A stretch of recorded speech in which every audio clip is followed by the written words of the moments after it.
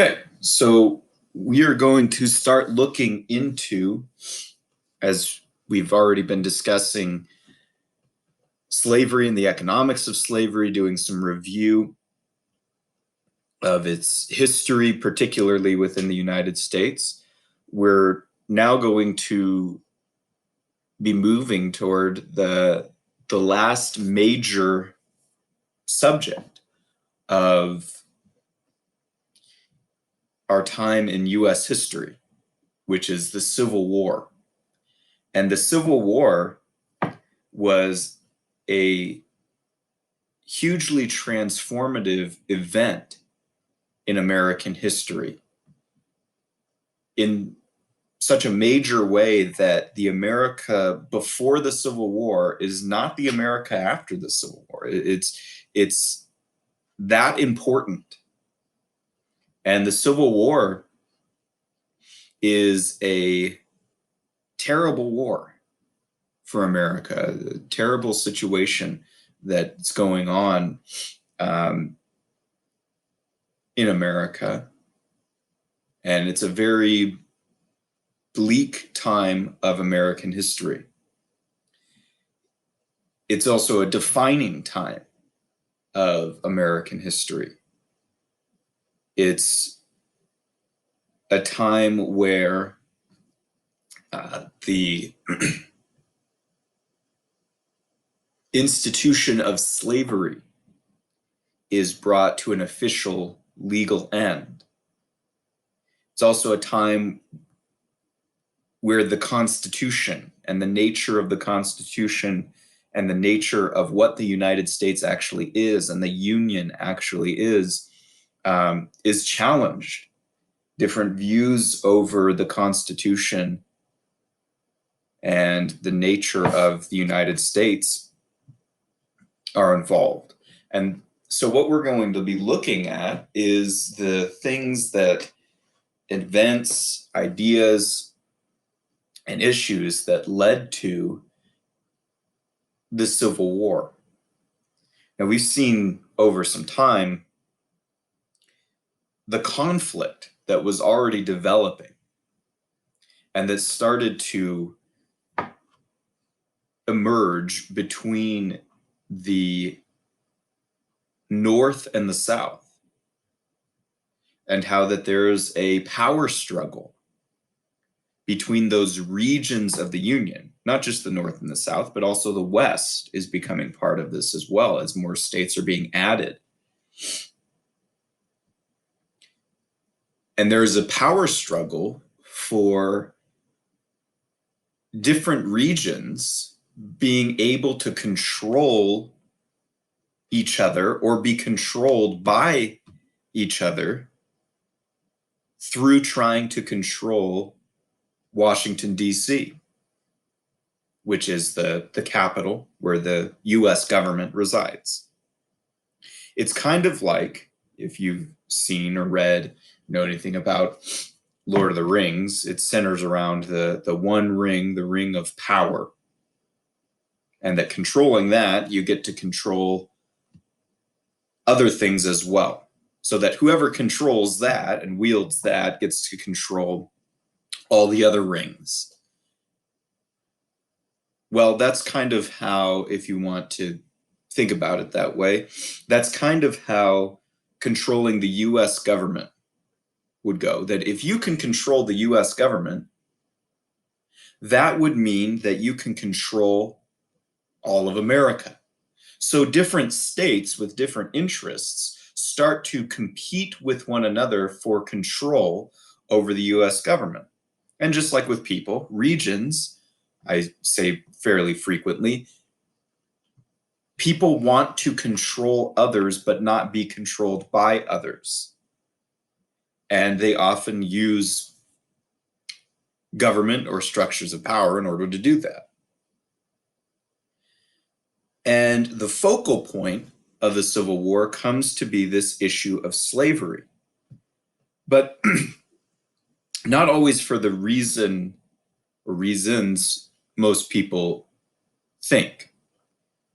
The Civil War was not a crusade to end the injustice of slavery. The Civil War also has to tie in with the idea or the concept of secession and why slavery became the main point, and the division that was already developing in the country.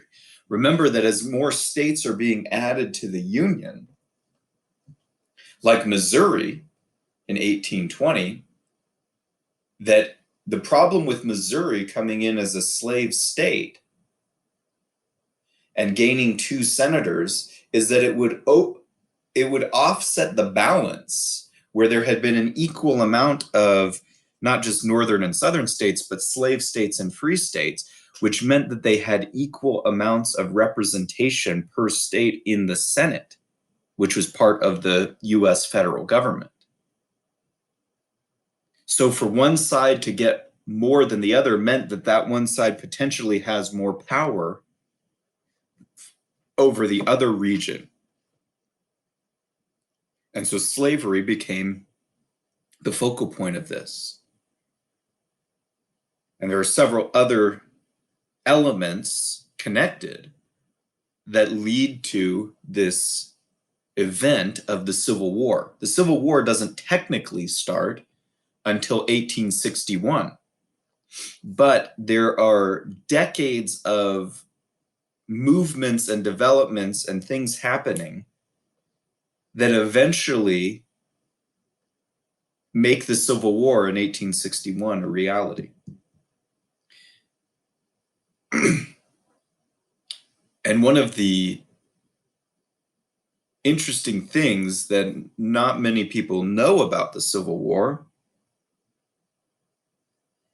is what almost became the 13th Amendment. The famous 13th Amendment in the US Constitution, toward the end of the Civil War. The 13th Amendment officially, legally ends slavery in the United States. Now, it took some time for the reality of that to catch up in terms of states rejoining the Union, all kinds of complicated things with that. But the 13th Amendment states that no one can be held as a slave or under involuntary servitude, meaning being forced to work, except for the punishment of a crime. So there was still allowable slavery, and there is today, for punishment of a crime. That being said, the 13th Amendment in the United States toward the ending of the Civil War is the amendment that legally brings slavery to an end in the United States. It's a famous moment. It also comes along with the 14th and the 15th Amendment. Now, before the Civil War, there was an amendment that almost became the 13th Amendment. And that amendment is known as the Corwin Amendment. And it had the approval, at least in theory, of Abraham Lincoln. Lincoln even alludes to, he doesn't mention the name of this amendment outright in his first inaugural address, his first speech as president. And by the way, an amendment, remember, is a change, an edit of the Constitution. There's a certain process for doing that in the Article 5 of the Constitution that explains how that is supposed to take place. And so there was this amendment put forward by this representative whose last name was Corwin that would have become the 13th Amendment if it had passed and become a reality. which it almost did. So I call this the almost 13th Amendment. Now, the original, the 13th Amendment that we know today, the actual 13th Amendment, legally ends slavery. But this almost 13th Amendment, listen to what it says. Here's the text.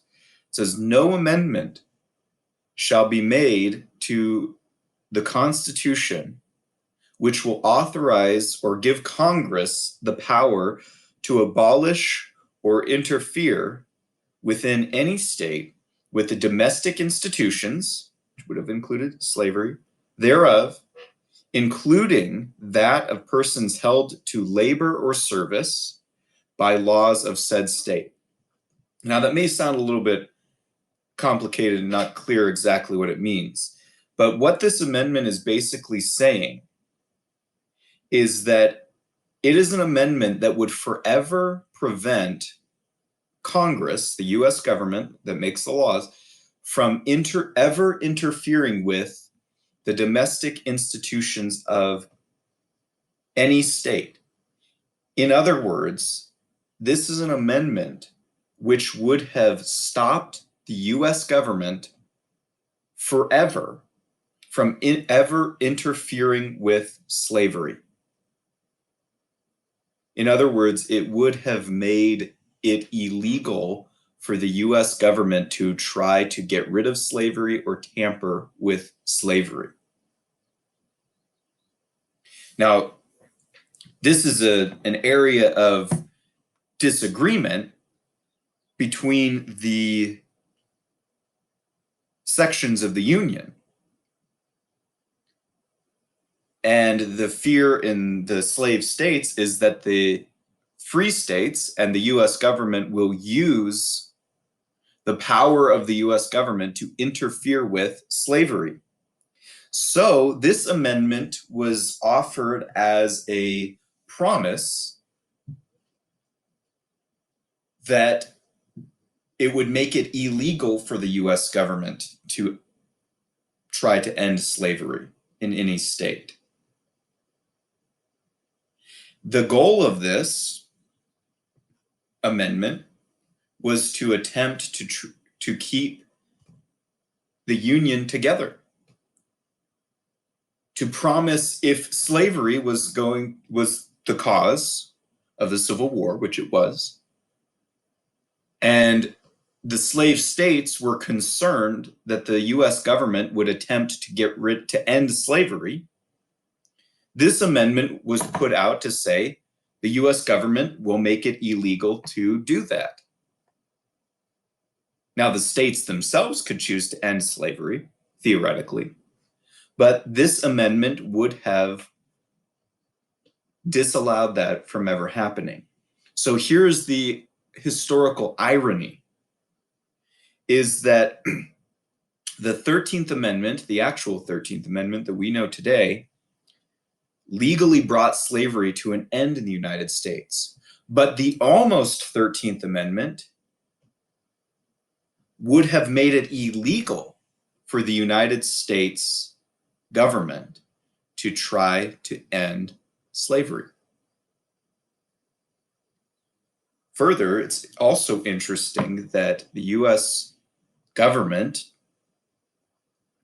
in large measure, was a great enforcer of slavery because in the Constitution, it required slaves who escaped from slave states into free states to be legally returned. And that's going to become an issue in a famous court case that comes before the Supreme Court. How can someone who is in a state where slavery is illegal be sent back to a state where slavery is legal? That requires the free states to enforce slavery on behalf of the slave states. Now, this amendment had quite a bit of approval. Lincoln mentioned it in his first inaugural address. It says here in this constitutional amendment area that we're talking about reporting on this. It says Mr. Lincoln had advised the Republicans. Lincoln is the first Republican president of that new political party. Mr. Lincoln had advised that the Republicans of his state should support Mr. Corwin's constitutional amendment, which passed the House, prohibiting Congress from interfering with the domestic institutions of the South. So Lincoln was in support of this amendment. Lincoln says himself directly in the first inaugural address, his first official speech as president, that he has no plans to attack or try to bring slavery to an end. However, he does threaten the use of force for the collection of taxes from the southern states. So the issue of slavery involved in the Civil War becomes a little bit more complex than most people first realize. In addition, see how close this amendment actually came to being passed. The Corwin Amendment sought to protect slavery forever by a constitutional amendment. The House approved the amendment by 133 to 65 votes. So most people voted for it. February 28th, 1861. The Civil War officially starts in April of 1861. The Senate, so remember that there has to be this approval of a bill that becomes a law, and especially in Article 5 of the Constitution, of an amendment that would change the Constitution. It has to be approved by a certain amount in the House and in the Senate, and then by the 3/4 of the states. So the House approved. The Senate also approved it by 24 to 12. And then before Lincoln, there's a president named President Buchanan. Even though this is not part of the constitutional process to make an amendment, Buchanan was trying to avoid the southern states leaving the Union. So he tried to show his approval of this amendment, saying, hey, we're not going to touch slavery. The US government won't interfere with slavery. President Buchanan signed this amendment before leaving office. Now, that doesn't mean anything. It just was symbolic that the president approved this. And then Lincoln also mentions his approval of this, even though it had not been approved or ratified yet by the states. And so this is an important aspect of leading to the Civil War, because it demonstrates the complicated nature of how slavery played into the Civil War, because there was a good amount of the people in the US federal government who were promising to create an amendment that would have made it impossible for them to end slavery, at least at the federal government level. And so you see during this time, these great protections for slavery are being offered. And by the word great, I just mean that they are big and powerful, potentially, protections of slavery are being offered. On the other hand, there are different things going on in each of the individual states and in the regions and down to individual people, because individuals in free states are very upset by this type of thing as well, because this means that they will have to continue to subsidize the slave states by action of the federal government. And so this is part of what begins to lead to the Civil War that will take place very shortly after this amendment.